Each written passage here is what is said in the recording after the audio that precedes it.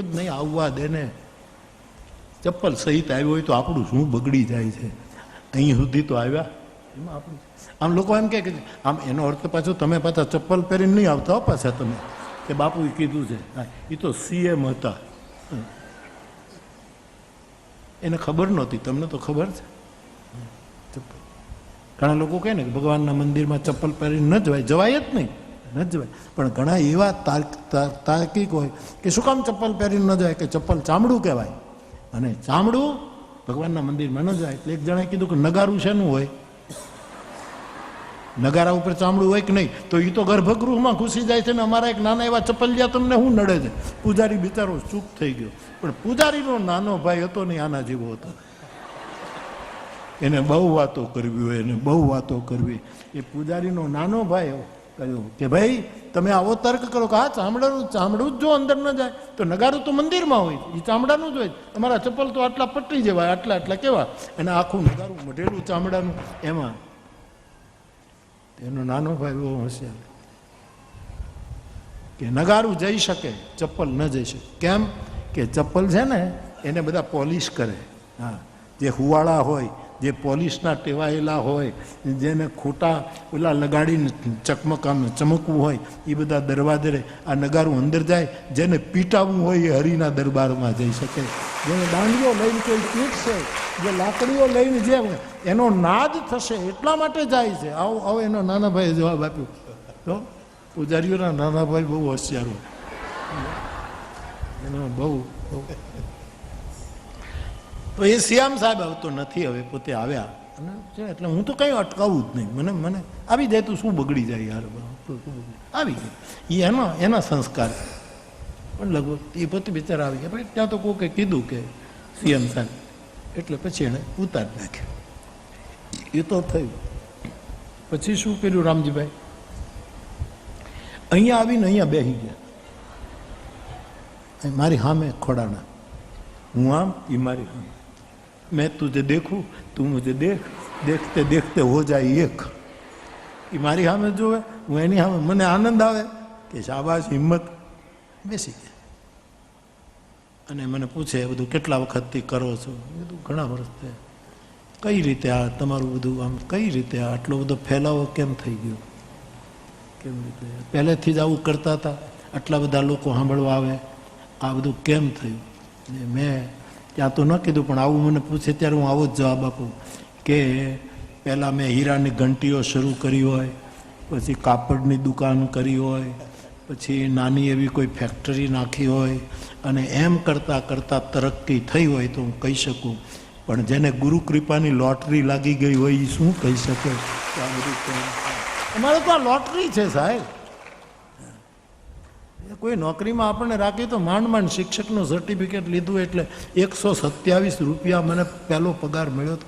127 રૂપિયા આટલો પગાર. અને એમાં અમને કાયમી તો કરે જ નહીં. કાયમી કરે તો અમને વેકેશનનો પગાર આપવો પડે, પણ અમારા અધિકારીઓ ઉદાર કરે જ નહીં. અને છતાંય પાછો એ પગાર ઉધારી તો જાય, પછી જરૂરતવાળા બધા ખાઈ જાય, હંપીને થોડું લઈ જાય. અમને અમારે સર્વિસ કટ કરે, વચ્ચે એક દિવસ કાપી નાખે, એટલે પાછી નવી સર્વિસ. એટલે અમને બીજા જે હક મળતા હોય એ ન મળે. આવી આવી આવી સરસ વ્યવસ્થા, ગજબની વ્યવસ્થા. મેં કીધું બસ ઘણા વખતથી કથા કરું સાહેબ. અચ્છા અચ્છા, બહુ સરસ કામ કરો. કીધું હા. પછી 2 શબ્દો બોલ્યા ને પછી એણે કીધું કે મારે બીજો પ્રોગ્રામ છે એટલે હું જાઉં. એ ગયા. પછી મેં વિનોદમાં કીધું કે મારી વ્યાસ ગાદી કેટલી વિશાળ છે કે રાજગાદી આવીને અહીંયા બેસી જાય, પણ રાજગાદી અમને બેહવા દે? અમારે બેહવું નથી કોઈ, પણ એટલી ઉદાર નથી હોતી. નહીંતર આ છોકરો આવે અહીંયા, પ્રહર આવે, અને મારું તો આ જ કામ છે, તમે આવો. હવે 2 દિવસ નહીં, નહીંતર ઉડું કાલથી તમે અહીંયા બધા હડી ચડી જાય કે નાના બાપુ. પણ મારા ભાવને સમજજો. હું મારા શ્રોતાઓને જેટલું બને એટલું નજીક લાવવા ઈચ્છું છું. અને અહીંયા અમારા જૂના શ્રોતાઓએ બહુ જ મદદ કરી કે આ બધાને આગળ બેસવા દીધા. બહુ મોટું કામ થયું કે જે ક્યારેય ક્યાં બેસી શકે. હવે આને નજીકથી મારું મોઢું જોવું હતું, એને ચરણ જોવાતા. મારા ચરણ તો નહીં જોઈ શક્યો હોય, પણ એના ચરણ મેં જોઈ લીધેલા. મોઢું તો જોયું જ, તે ચરણ જોયું, એના શબ્દો સાંભળ્યા, એનો સત્સંગ સાંભળ્યો. હે જય સિયારામ. આ તારી જે આ સિદ્ધેશ્વરી છે ને, એ તાલમાં છે. સિદ્ધેશ્વરી તાલમાં તાળીઓ પાડે. આ જે નાની છે ને, તાલમાં આવી જશે, પણ એ જરા નોટી છે. ઓલી બરાબર છે. હલો.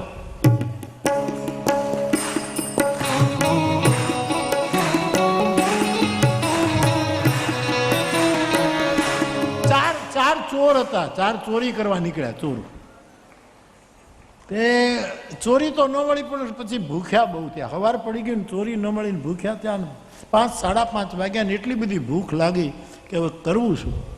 એમાં એણે જોયું ગામમાં એક ભગત રહેતા હતા. એ ભગત જે જાય એને રોટલો આપે. એ ચારે ચોરને થયું ચોરી તો ન મળી, પણ આ ભગતને ત્યાં જઈએ તો રોટલા ભેગા તો થઈએ, ખાવાનું તો. એ ચારે ગયા. ભગત બાપા, હા સાંભળ્યું છે કે તમે ભૂખ્યાને રોટલો આપો છો? તો કે હા બાપા, હા મારાથી થાય એટલું કરવું, પણ અત્યારે તો મારે રસોઈ જલ્દી કરવી પડે, તમે ત્યાં સુધી બેસો. પણ મારો એક નિયમ છે. હવે ભગતને ખબર નહીં કે આ ચોર છે. શું નિયમ છે? કે 1 કલાક માળા લઈને હરિનામનો જાપ કરે એને હું રોટલા ખવડાવું. પેલા થયું કે એમાં આપ શું વાંધો નહીં, આપણે બેસી જઈએ. એટલે મહારાજ હતા, એ આમ માળાના થૂકડા રાખે, માળા ટીંગાડી રાખે, જે આવે ને માળા આપે. લ્યો આ માળા, અને તમે કોઈ પણ મંત્રનો જપ કરો, 1 કલાક જપ, ત્યાં સુધીમાં રોટલી ભાખરી અને બટેટાનું રસાવાળું શાક ને તળેલા મરચાં અને હું તમને વ્રતની ચટણી ને એ બધું કરીને તમને આપી દઉં. પેલા એ જિંદગીમાં ચોરી જ કરેલી, કોઈ દી હરિનામનો જપ કરેલો નહીં, ચોર હતા. એટલે ચારેને આસન આપી દીધા ભગતે. અહીંયા આસન, પછી 3 ફૂટ પછી બીજાને, ત્રીજા, કારણ કે હાવ નજીક બેસે તો વાતો કરે, જપ ન કરે. એટલે ભગત મોટો પ્રેક્ટિકલ હતો આદમી. એણે 3 ફૂટનું અંતર રાખ્યું. અહીંયા જેમ જાડવા રૂપમાં એક કહે છે ને કે ભાઈ 2 જાડવાની વચ્ચે 2.5 ફૂટનું અંતર રાખવું, એમાં જાડવા જેવા હતા ને એને 3 ફૂટના અંતર રાખ્યું. ઘણા માણસો જ જાડવા જેવા હોય ત્યારે એને અંતર. ત્રણેયને માળા પકડાવી. જિંદગીમાં માળા નહોતી લીધી. કેમ ફેરવી? એક જણે તો ઊંધી શરૂ કરી, પણ કાંઈ આવડે નહીં. આપણે તો કોઈ મંત્ર લીધો નથી. ચૈત્રમાં કોઈ 9મી દિવસે બપોરના 12 વાગે શુક્લ પક્ષમાં અભિજીત સમયે આપણે તો કોઈની પાસે દીક્ષા લીધી. આપણા સંવત્સર તો એમનેમ જ ગયા છે. શું કરવું? પણ ભગતે કીધું એટલે શું કરવું? એટલે જે પહેલો હતો ને, એને તો કાંઈક ખોટા મંત્રો બોલાઈ જાય ને પાપ લાગે, એટલે શું બોલે? માળા એને શરૂ કરી અને શું બોલે? ભગત કહે એમ કરું છું. ભગત કહે, આ એનો મંત્ર. કોઈક સાધુ કહે એમ હું કરું, એ મંત્ર નથી તો બીજો શું છે? એ વિચાર જ ને. ભગત કહે એમ કરું છું, ભગત કહે એમ કરું છું. એટલે બીજો જે બેઠો હતો એને ઓહો, આને તો મંત્રો આવડતા લાગે. મને તો કાંઈ નથી. અમે સાથી 40 વર્ષથી ચોરીનો ધંધો કરીએ ને, આ તો મોટો આધ્યાત્મિક માણસ લાગે. એટલે એને નજીક જઈને કાન દીધું તો ઓલો શું બોલે? ભગત કહે હું કરું છું, ભગત કહે હું કરું. આને એમ થયું કે મને કાંઈ આવડતું નથી. એટલે એણે શું કર્યું? આ કરે છે એમ હું કરું છું, આ કરે છે એમ હું કરું છું. આ એનો મંત્ર. બીજા ત્રીજાએ વિચાર્યું કે આ તો મોટા ભગતના ચિરંજીવીઓ લાગે છે. ભગત કહે એમ કરું છું, આ કરે એમ કહું છું. ત્રીજોને શું થયું? એણે શું કીધું? આ ધતિંગ તમારું ક્યાં સુધી ચાલશે? આ ધતિંગ તમારું ક્યાં સુધી ચાલશે? આ ધતિંગ. ત્રીજાએ આ મંત્ર શરૂ કર્યું. એટલે ચોથો સાંભળી ગયો. પહેલો ભગત કહે, પહેલો ચોર કહે ભગત કહે એમ કરું છું. બીજો કહે આ કરે એમ હું કરું છું. ત્રીજો કહે આ ધતિંગ ક્યાં સુધી ચાલશે? એટલે ચોથાએ કીધું તારા પિતાશ્રીનું શું જાય, જ્યાં સુધી હાલ હોય ત્યાં સુધી હાલવા દે ને. 1 કલાક કાઢ નાખો. પણ આવા મંત્રો જપ્યા એને રોટલો મળી ગયો. સાહેબ હાથે રોટલા ઘડીને ખવડાવો તો મને ને તમને હરિનામનું સંકીર્તન કરીએ તો દેવા વાળો નથી દુબળો. સાહેબ આપણું બધું જ પૂરું કરશે. માટે ભાવથી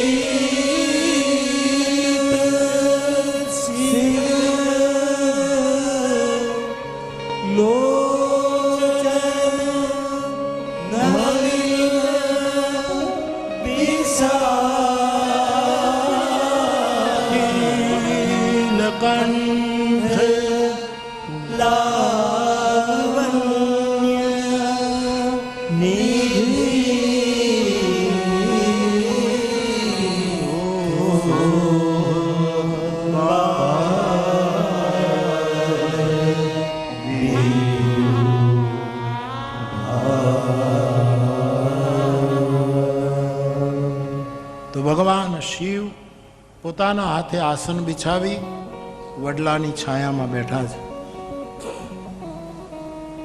ઉજ્જવળ દેહ છે, કાયા ગૌર વર્ણ છે. શિવજીનો વર્ણ ગૌર. કર્પૂર ગૌરમ કરુણાવતારમ. ગૌર શરીર છે. ભુજ પ્રલંબેના હાથ લાંબા છે શિવજીના. પરિધન મુનિ ચીરા, મુનિઓના વસ્ત્રો ધારણ કર્યા છે. સવારના ખીલેલા તાજા કમળના જેવા લાલ ચરણારવિંદ છે અને નખની જ્યોતિ ભક્તોની પીડાને, એના અજ્ઞાનતાને હરનારી નખની જ્યોતિ પ્રકાશિત છે. સર્પોના આભૂષણો છે, ભસ્મ લગાવેલી છે. ચહેરો અનેક ચંદ્રમાની છબીને હરી લે એવો સુંદર ચહેરો છે. ભગવાન મહાદેવે જટા બાંધી છે, એમાંથી ધીરે ધીરે ગંગા વહે છે. નેત્રો અસંગ અને વિશાળ છે. કંઠમાં વિષ ધારણ કર્યું છે. સોખ બાલ વિધુ વાલ, જેના ભાલમાં ચંદ્રમાં શોભે છે.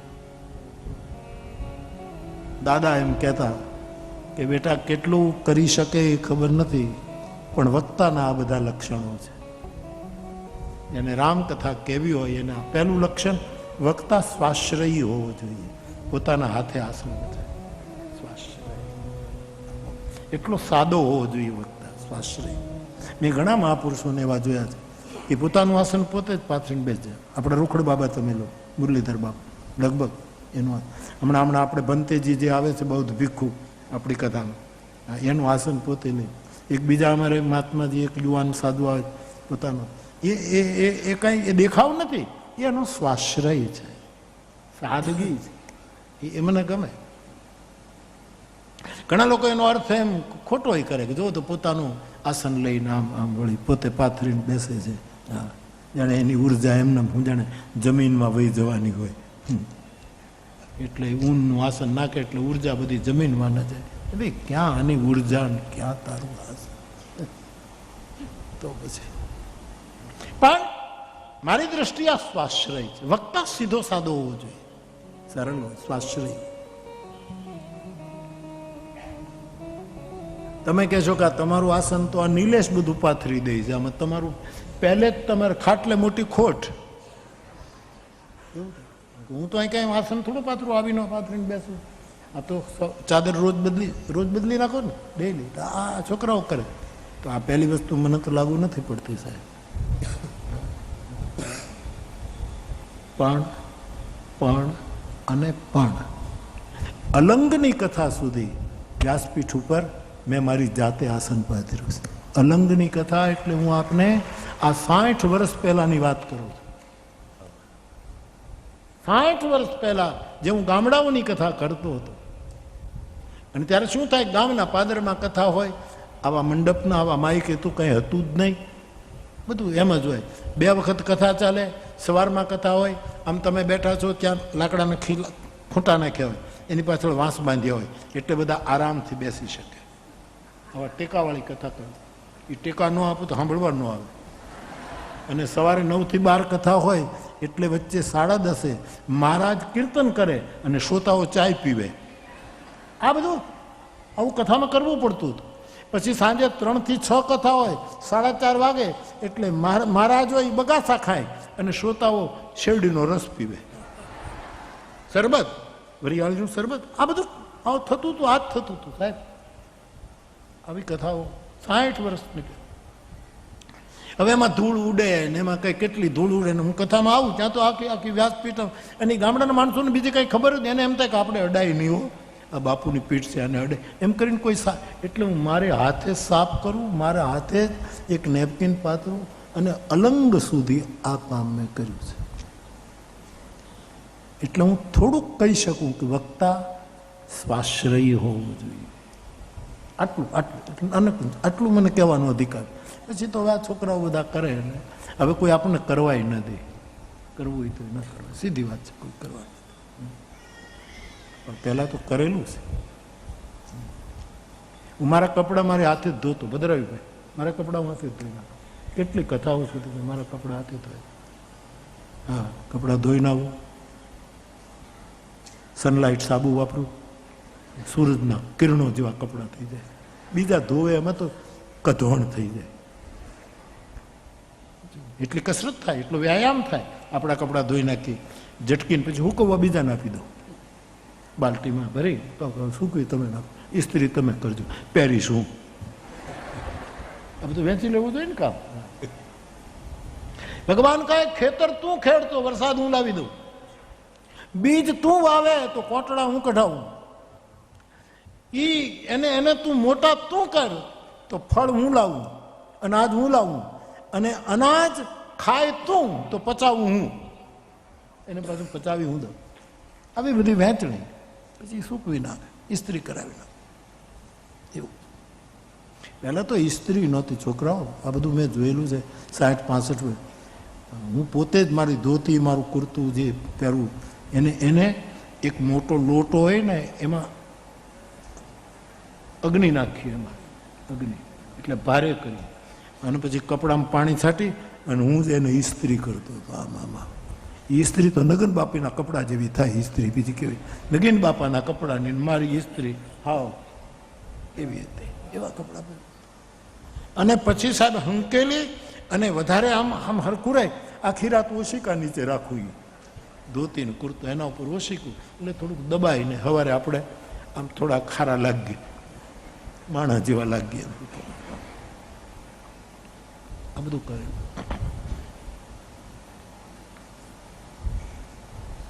હવે તો કોઈ હવે કપડા બધા કરી નાખે, સેવા કરનાર. પણ હજી ખાવાનું હું પોતે જ ખાઉં છું, એમાં આપણો સ્વાસ્થ્ય રહે છે.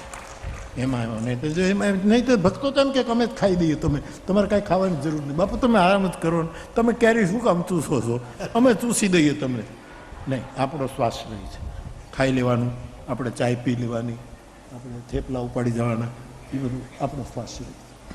બીજા પણ અમારે શાહબુદ્દીનભાઈ રાઠોડ જે છે ને, હાસ્યના પદ્મશ્રી શાહબુદ્દીનભાઈ, હા, એ બહુ સરસ રમૂજમાં કરે કે બાપુ તમે કપડાં ધોતા હો ને તો ફોટોગ્રાફર્સ આવી જાય, પત્રકારો આવી જાય, બીજે દિવસે છાપામાં આવે કે મોરારી બાપુ કેટલા સરળ છે, કેટલા સીધા સાદા, કેટલા સ્વાશ્રયી, તમારો ફોટો આવી જાય કે જાતે કપડાં ધોય. અને અમે જો કપડાં ધોવા બેસીએ ને તો બીજા આવીને બે કપડાં નાખી જાય કે ભેગા ધોઈ નાખજો તમે, હારો હાર તમે ધોઈ નાખજો, એમ 2-3 ગાભા નાખતા જાય. આટલું એ બહુ સરસ રમૂજ કરે. ચલો, આ વક્તાનો સ્વાશ્રય છે, પોતાના હાથે આસન લીધા.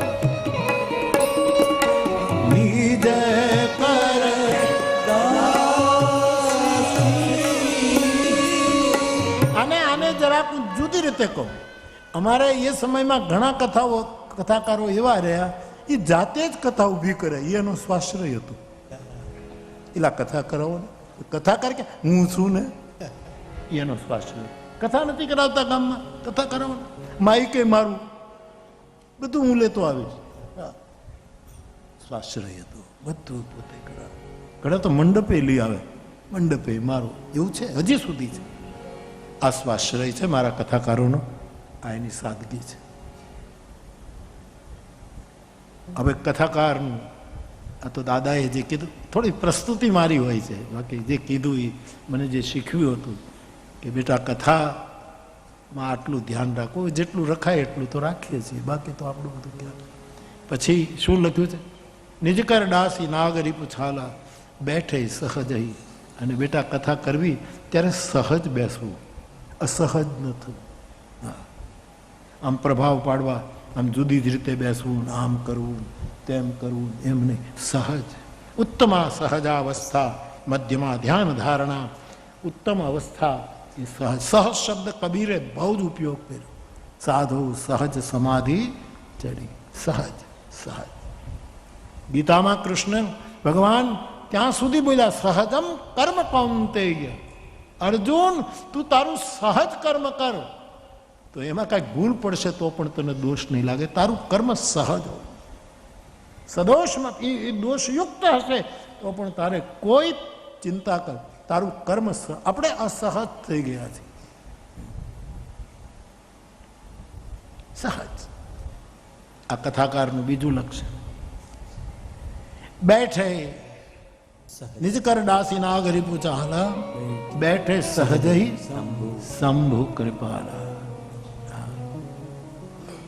શ્રોતાઓ ઉપર કૃપા કરવાના ભાવથી બેસવું. શ્રોતા ઉપર ખીજાવા માટે નહીં. શ્રોતાઓ તમે પાપી છો, તમે તો નરકમાં જવાના છો, તમે મૂઢ છો, આવા ભાવથી નહીં, કૃપાળુ ભાવથી બેસવા. કે મારા ઉપર શ્રોતાઓએ કૃપા કરી છે કે મને ભગવાનના ગુણ ગાવાનો અવસર મળ્યો, આવો કૃપાલુ પક્ષ લેવો, એમ આનો અર્થ થાય છે. બેઠે સહજ શંભુ કૃપાલા. પછી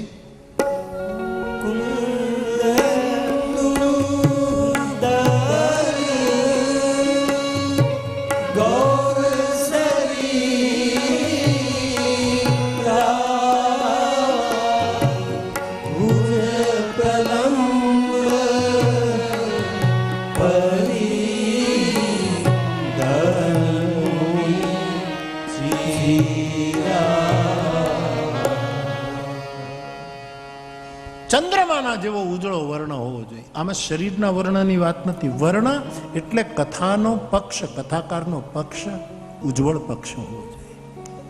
એ પ્રકાશ ફેલાવે પોતાની વાણી દ્વારા, અંધકાર ન કરે, સમાજમાં જાગૃતિ લાવે, સમાજની બેહોશી હટાવે. એવો વર્ણ છે મહાદેવનો. ભુજ પ્રલંબ, કથાકારના હાથ લાંબા હોવા જોઈએ. એટલે કે એને સમાજને બહુ આપવાનું, બહુ જ આપવાનું. લાંબા હાથ એટલે વિશાળ ભુજ, આજાન બાહુઓ, શરીરના માપની સાથે આ હાથના એનું માપ લઈને નથી, ઉદાર હાથ હોવા જોઈએ બહુ. કારણ કે ગીત ભાગવતમાં લખ્યું, મેં વચ્ચે પણ કહ્યું, ભગવાનના ગુણગાન ગાય એ બહુ મોટા દાતાઓ છે, એની ભુજાઓ બહુ લાંબી છે. ભૂરી દાચના એને સમાજને બહુ આપવાનું. ભુજ પ્રલંબ પરિધન મુનિ ચીરા. શિવજીએ મુનિના વસ્ત્રો પહેર્યા છે, વલકલ વસ્ત્રો. શંકર ભગવાન પરણવા ગયા તો વસ્ત્રો ન પહેર્યા, દિગંબર ગયા. અને સમાજની વચ્ચે જવાનું હતું તો એ કપડાં ન પહેર્યા. એક મર્યાદામાં કટિભાગ ઉપર મૃગચર્મ લગાવ્યું, બાકી ન પહેર્યા. હવે અહીંયા તો પત્ની સિવાય બીજું કોઈ નથી, એકાંત છે, ત્યાં કપડાં પહેરવાની જરૂરત નહોતી.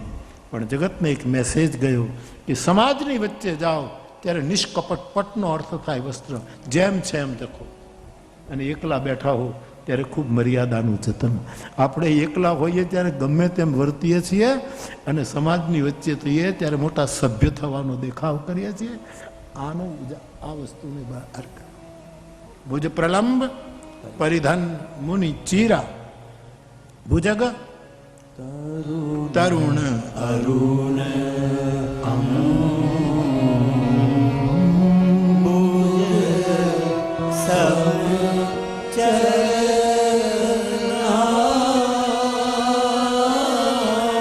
વક્તાના ચરણ કેવા હોવા જોઈએ?